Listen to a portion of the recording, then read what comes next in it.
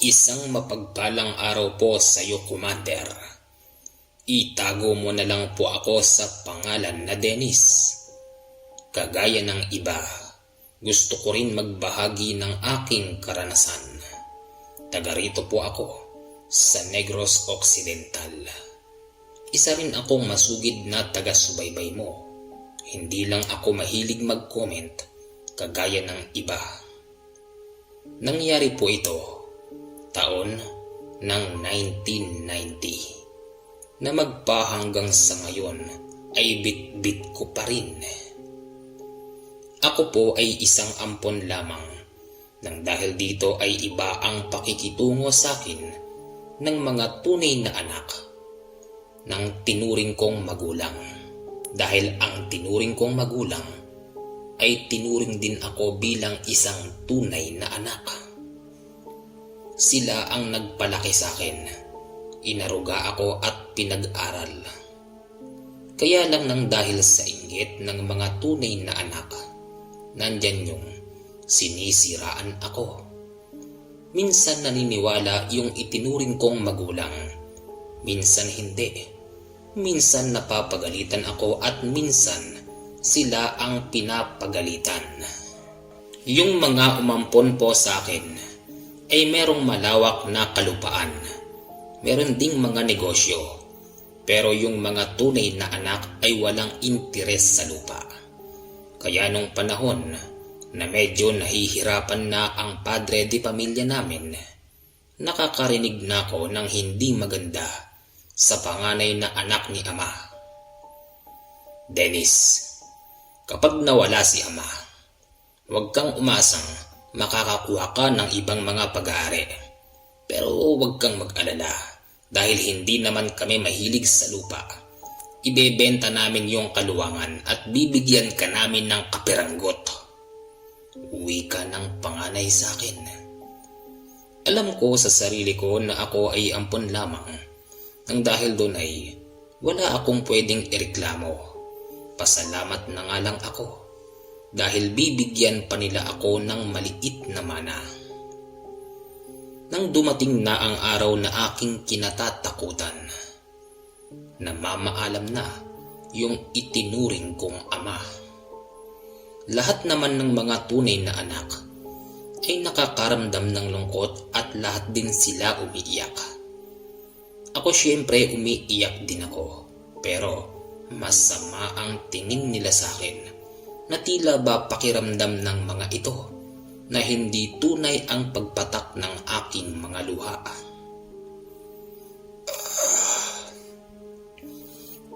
Ray, anak, ikaw ang panganay dito. Hinahabilin ko sa iyo yung mga kapatid mo. Si Dennis, bigyan niyo sila ng kaunting mana.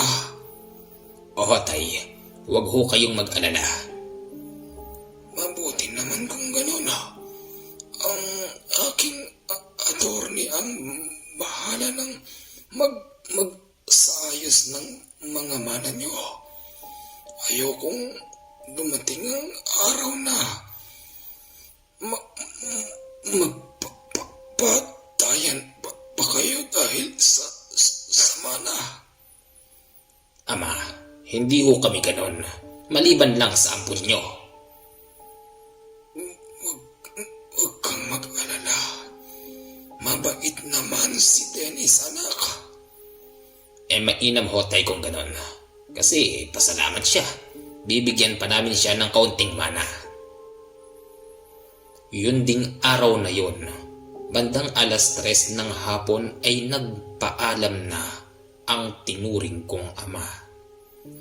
Siya ay binawian ng buhay nang dahil sa malubhang sakit na hindi na malulunasan ng kahit na sino mang doktor o ng kahit anong medisina. Naiyak ako ng sobra, Commander, dahil hindi ko matanggap na yung taong kumupkup sa akin at nagbigay ng magandang buhay at kalayawan ay pumanaw na. Pero meron pa namang nanay, kaya lang yung nanay ay sunod-sunuran lamang sa tatay at sa anak. Nang dahil doon ay alam ko na ang aking sasapitin. Nang dahil sa hindi naman uubra yung nanay sa anak. At nang nakaburol na ang tinuring kong ama, ang ginawa sa akin ng mga tunay na anak, pinahihirapan ako. Ipinapakita pa sa mga bisita. Nagtatanong tuloy sila kung sino ba ako. Sinasabi lang ng mga kapatid ko na ako daw ay isa lamang katulong sa bukid. Siyempre, hindi naman nila ako kilala. Nang dahil doon ay natatawa na lang yung mga taong nagdadatingan. Kung hindi nyo lang po kasi na itatanong, karamihan sa mga bisita ay mga mayayaman at yung iba ay hindi ako kilala. Hindi ko rin naman sila kilala, Commander. Nang mailibing na yung tinuring kong ama, heto na ang pinakamapait, masakit at hinding-hindi ko malilimutan na sinabi ng panganay na si Ray. Dennis, ngayong nakalibing na si ama, tutuparin ko naman yung sinabi, yung pamana para sa'yo. Ang lupa natin sa dulo ng kabundukan ng Negros, medyo maluwang. Papartihan ka namin doon pero maliit lang. Magtayo ka ng bahay mo ron. Wala kang mana rito, ha? Yung ibang lupa ay ibebenta namin. At yung magiging sa'yo bahala ka na sa buhay mo, ha? Total, wala ka pa namang asawa. Bakit? Sa dulo pa? Baka naman pwedeng dito na lang. Ang hirap manirahan dun. Nagre-reklamo ka pa. Kung gusto mo, kunin na lang namin yung mana para sa'yo. Ano? Hindi na ako nakakibo sa kanilang mga sinasabi. Pagkalibing ng tinuring kong ama, pinalayas na nila ako sa bahay na malaki. Dahil sa wala na akong matuluyan ay no choice na. Mabuti na lamang yung pinamana nila sa akin ay merong isang maliit na kubo. Yung kubo na pwedeng tirahan ng mag-asawa. Kasi merong mga tao doon na nagtatanim ng mga tubo. Yung sa akin, nung panahon na yun ng lipatan ko, ay wala ng tubo dahil ito ay naani na. May nakilala ako doon na tawagin na lang natin sa pangalan na Mang Kanor. Isa sa mga pinagkakatiwalaan nila sa kanilang tubuhan. Onoy, bakit? Nandito ka. Huwag mo sabihin, dito ka titira. Bakit may madala kang mga gamit? Mang Kanor, hindi niyo pa ba alam? Alin? Itong kapiraso sa dulo, ito yung pinamana sa akin ni Ama. Tapos yung ibang nasasakupan dyan, wala na. Ibinenta na. Ano? Bakit hindi yata nakarating sa akin yun? Antayin nyo lang ho. Baka ho sa susunod na araw, maabisuhan na kayo. At nang sa ganun makaalis na rin kayo rito. Hindi ho ba kayo nagsasawa rito? Napakatahimik. Malungkot ang buhay. Wala kayong ibang makausap kung hindi yung mga nakatira dito sa kagubatan. Noy, ayos lang ako sa ganung buhay. Dito na ako pinanganak at dito na rin ako tatanda. Ayos lang sa akin yung mga ganon. Ang tanong, Noy, ikaw ba, kaya mo bang mamuhay dito mag-isa? Kahit po hindi ko kaya, pero kakayanin. Alam niyo naman po, ampun lang ako. Wala na akong pagpipilian. Kung ano binigay sa akin, kailangan kong tanggapin. Mainam naman kung ganon, Noy, kasi yung titirikan mo ay merong kubo. Tama-tama at maganda pa naman ang kubo na yon. Merong balon, yung pinagkukunan ng tubig ng tubo. Tamang-tama, Noy. Mabubuhay ka na dyan basta sipagan mo lang. Magtanim ka ng kung anong gusto mo. At kapag umani ka, dalhin mo sa bayan. Ilako mo doon. Maraming kukuha dyan ng mga dalamang prutas o kaya mga gulay. Siguro po, wala na akong karapatan na kumuha ng prutas. Kasi masasama po yan sa bentahan.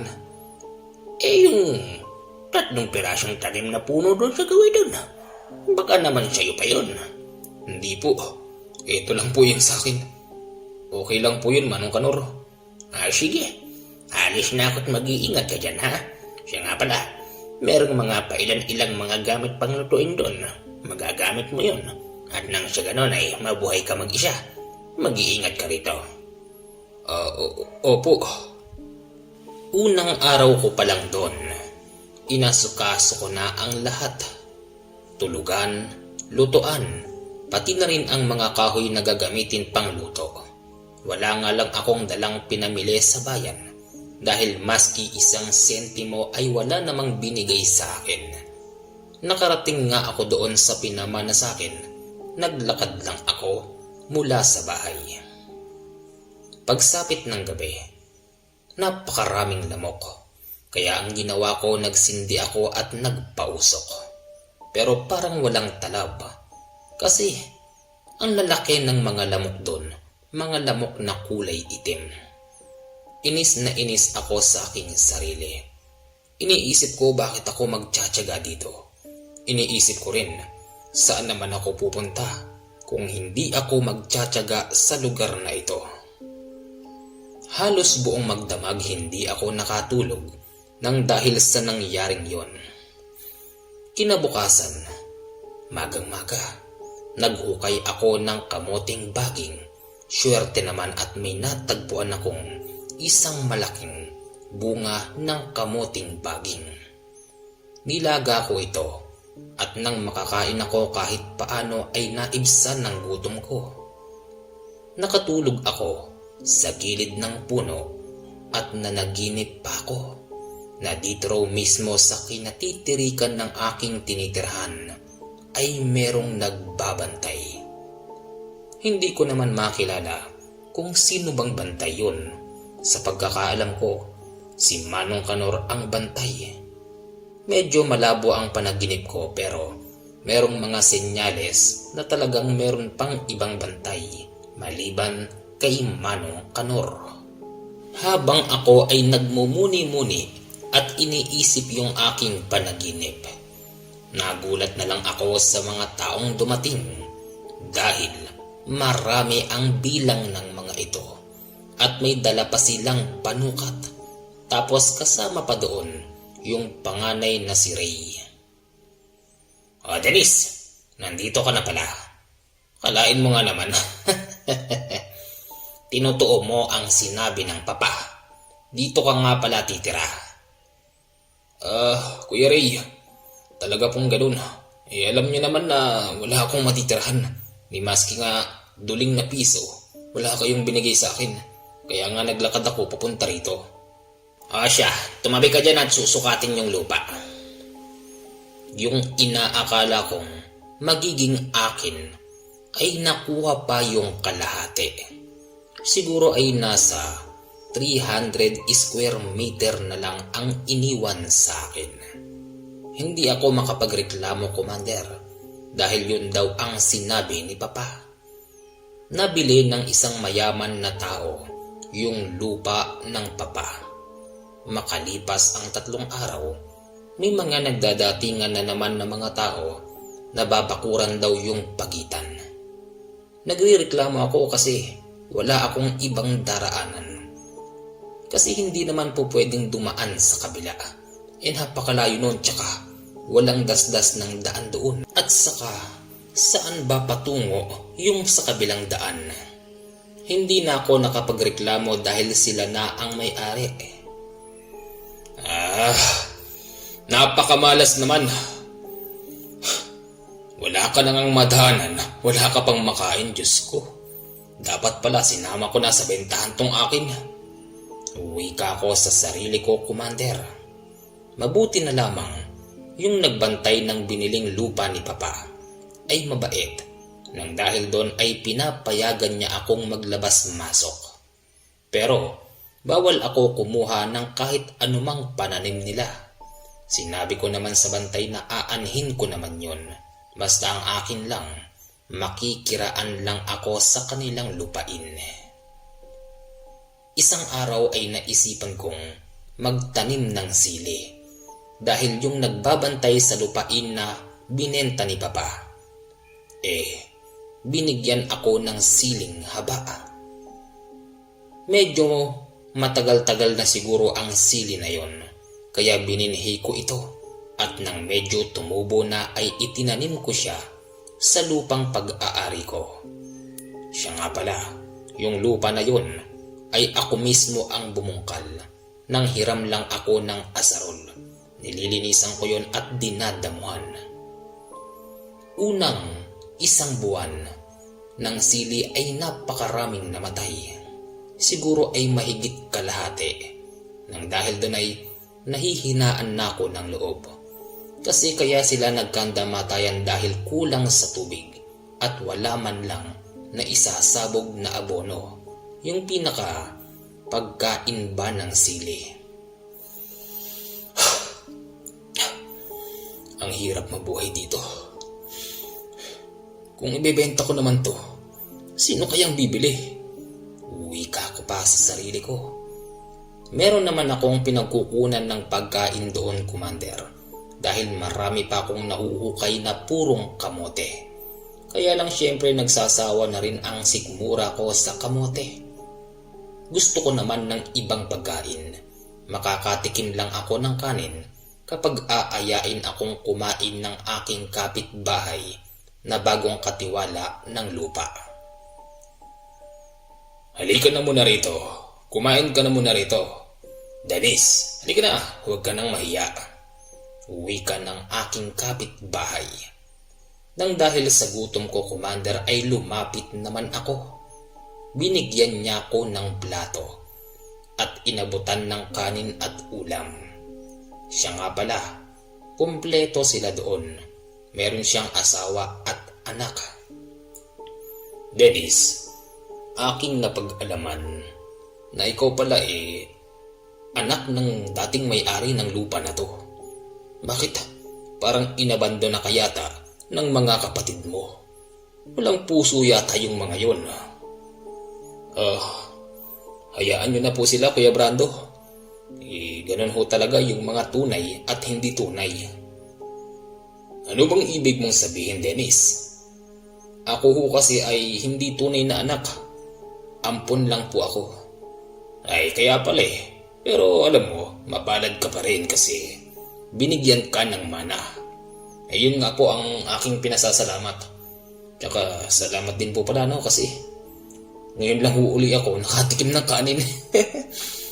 Ganun ba? Kung wala kang makakain, pwede ka namang pumunta rito. Kahit araw-araw ka rito, ayos lang. Napakaganda ng alok ni Kuya Brando. Pero, siyempre hindi naman pwede yun, di ba? Nakakahiya rin naman. Baka, ano isipin ng asawa't anak niya? Upang hindi na ako madalas na makikain sa kanila, binigyan niya ako ng kalahating sako ng bigas at sinabihan niya ako na ibalik ko na lang daw kapag meron na akong pamalit. Nung mga panahon na yon ay tuwang-tuwa ako kasi pakiramdam ko ay meron na akong kasangga sa buhay. Muli niya akong binigyan ng buto, kamatis naman yon. Sa tuwing siya ay magpapatubig ay nahahapyawan yung aking pananim. Pero meron pa ding mga namamatay na aking pananim.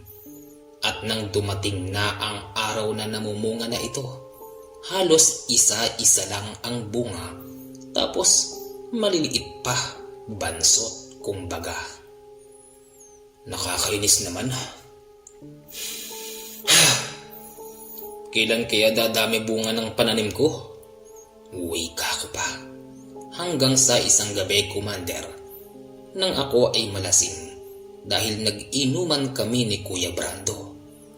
Nang papauwi na ako sa aking kubo, nagulat na lang ako parang medyo bumigat ang aking balikat.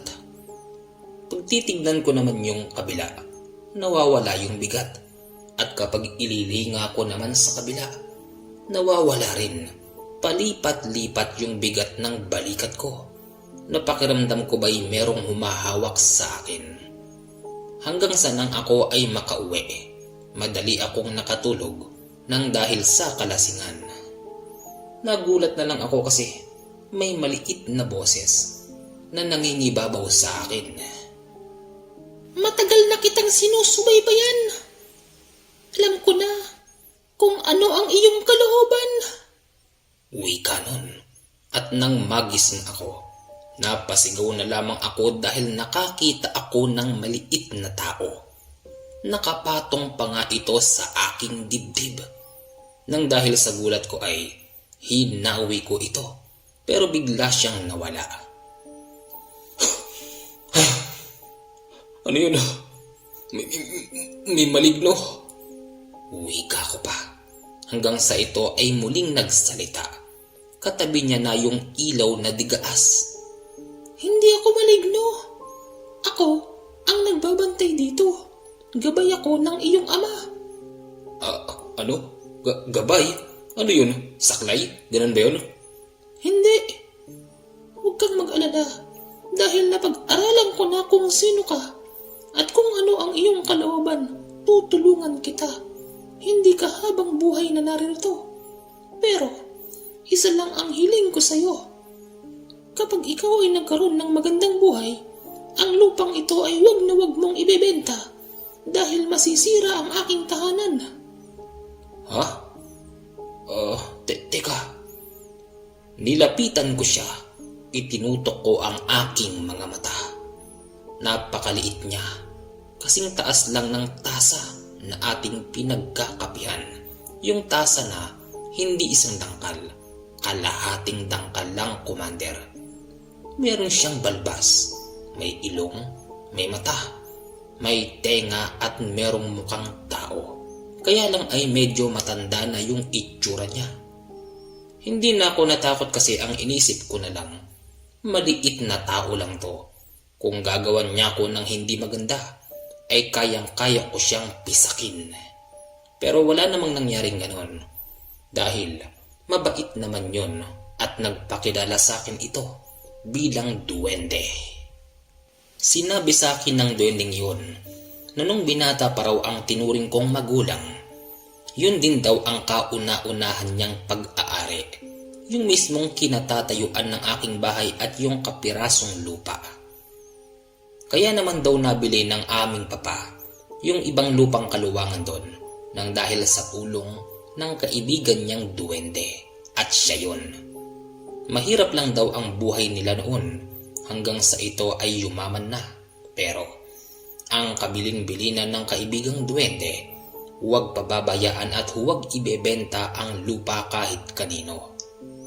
Kaya pala, ang ibinenta lang ng papa bago siya mamatay dahil ito ay nakalista na. Yung gawi lang doon at ang magmamana yung mga tunay na anak at tila ba alam ng papa na ako ang dapat na magmana ng kauna-unahan niyang pag-aari dahil alam niya na kapag naging kaibigan ko ang bantay doon, giginhawa ang aking pamumuhay. Nung una ayoko pangang maniwala. Nagiginhawa ang buhay ko sa pamamagitan ng duwending yun. Pero meron pala itong paraan. Dahil sa ako ay merong pananim na sili at kamatis. Nagulat na lang ako pagsapit ng umaga. Nagpakaraming bunga. Maniwala po kayo o hindi, yung tanim kong kamatis ay wala pang 100 puno, pero nakaani ako ng mahigit na 50 kahon ng kamatis. Tapos, yung tanim ko naman na sili ay wala pang 30, nakaani ako ng 10 bundle. Ultimong si Kuya Brando na kapitbahay ko ay nagulat. Sa bagay, hindi naman kasi siya gumagawi doon sa aking kubo at hindi naman niya nakikita ang aking pananim dahil sa ito ay abala rin sa kanyang mga pananim. Pero ang hindi niya lubos akalain na napakarami daw palang bunga ng sili at ng tanim ko na kamatis. Siya ang tumulong sa akin na dalhin sa bayan yung mga bunga. Madali naman itong pinakyaw ng mga nakapwesto roon. Ibinigay ko na sa ganung presyo at nang umuwi ako, napakarami kong dalang grocery, Tapos may isang sakong bigas. Sa pagkakataon na yon ay ibinalik ko na rin kay Kuya Brando yung ibinigay niya sa aking bigas. Pagdating ko sa aking kubo, masayang sumalubong ako sa kaibigang duwende. Sinabi niya sa akin na hindi lang daw yun ang kaya niyang ibigay sa akin. Magtanim lang daw ako ng kahit na anong gulay at siya na raw ang bahalang magpalago. Kada 3 araw ay nakakapitas ako ng bunga ng sili at kamatis. Dumadami ng dumadami ang aking napipitas. Siyempre lumalaki rin ang pera ko. Nang dahil dito ay nakaipon ako, Commander, at nakabili na ng lupa sa bayan. Hindi ko naman agad ito pinagpatayuan ng bahay nang dahil sa hindi pa sapat ang pera ko nung mga panahon na yon. Pero sinabi sa akin ng kaibigang duwende na bago mamatay ang pananim kong sili at kamatis, magkakaroon daw ako ng pangbili ng bahay o kaya ng pampatayo. At hindi lang yun, magkakaroon din daw ako ng sasakyan. Nang siya ay tuluyan ko ng naging kaibigan, marami siyang naging kwento sa akin. Halos parehas na parehas ko daw si Papa. Ganon na ganon ang ugali ko sa kanya. Sinabi ko naman sa kanya na syempre, saan pa ba ako magmamana kung hindi sa kanya, di ba? Nung mamatay na ang aking mga pananim, hindi nga nabigo ang pangako ng kaibigan kong duwende dahil nakaipon ako ng pera at siyang aking pinangpatayo ng bahay at nakabili din ako ng tricycle. Nung mga panahon na yon, kapag meron kang tricycle ay makikilala ka nila na kahit paano ay meron kang pera. Nang maipatayo ko na yung bahay, nagkaroon na ako ng kasintahan. Lumipas lang ang 1 buwan, nagkaproblema ang aking kasintahan at ito ay sumama na sa akin. Sinabi ko sa kasintahan ko na meron akong maliit na lupa sa dulo ng Negros. Interesado naman itong sumama roon. At may mga pananim ako noon na mga sili at kamatis. Tapos talong. Pero bago-bagong tanim lang yon. Hindi pa ito namumunga. Noong andoon kami sa luma kong kubo, nandoon din ang aking kaibigang duwende. Ito ay nasa aking balikat, pero hindi ito nakikita ng aking kasintahan na si Jonah. Nagkataon naman na si Jonah ay may dalang lollipop.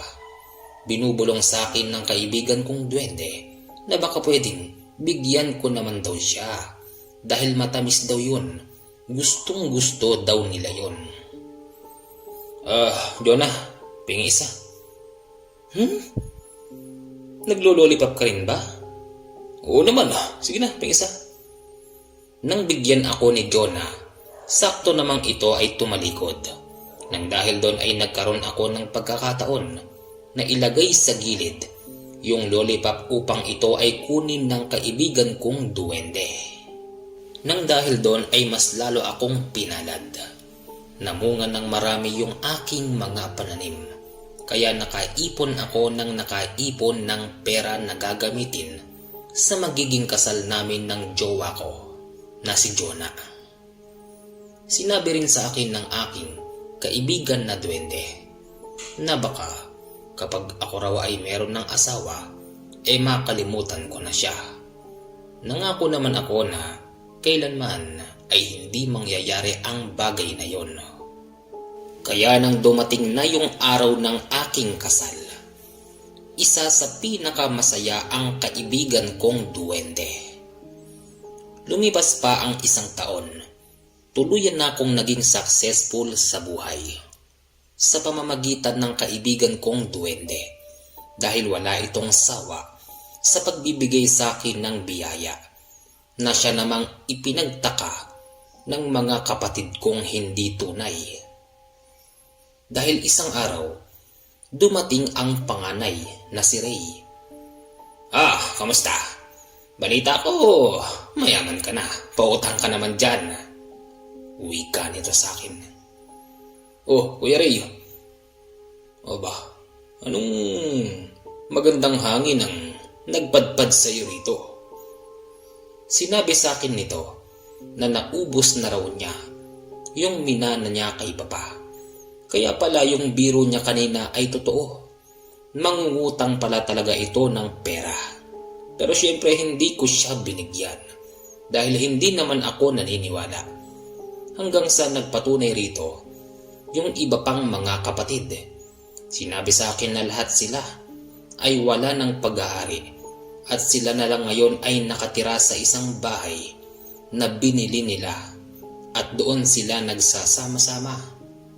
Dito raw nila napagtanto na mukhang mali daw ang ginawa nilang pangungutya sa akin noong araw. Kasi nabaligtad na raw ang panahon. Kung noong araw sila daw ang nakakaangat, hindi naman daw yun pang matagalan dahil naubos ang pinamana ng Papa. At ang pinakamasakit sa akin, Commander, namatay na rin pala ang mama pero hindi man lang nila sinabi sa akin. Tapos ngayon lalapit sila. Masama na kung masama ang ugali pero hindi ko sila pinagbigyan sa kanilang kahilingan. Heto ako ngayon, Commander JH, namumuhay ng matiwasay. Pero yung pangako ko sa aking kaibigan ay magpahanggang sa ngayon ay naroroon pa din. May edad na ako, medyo matanda na ako pero hanggang ngayon ay magkaibigan pa rin kami. Sa totoo lang, sa tuwing ako ay dadalaw doon, ay tuwang-tuwa pa rin ang aking kaibigan. Dating-dati pa rin, wala pa rin pinagbago. Pero heto lang, ang hinding-hindi ko malilimutan na isa sa aking natutunan. Na kapag ikaw pala ay nangako sa ganyang klase ng nilalang, dapat tuparin mo dahil tutupad din sila sa mga pangako nila sa iyo. Hanggang dito lamang po, Commander, ang aking kwento. Hindi po ito nakakatakot. Sarili ko tong karanasan na magpahanggang sa ngayon ay aking pinakikinabangan at pinakikinabangan na rin ng aking mga anak. More power po sa iyong channel at maraming salamat po sa iyo.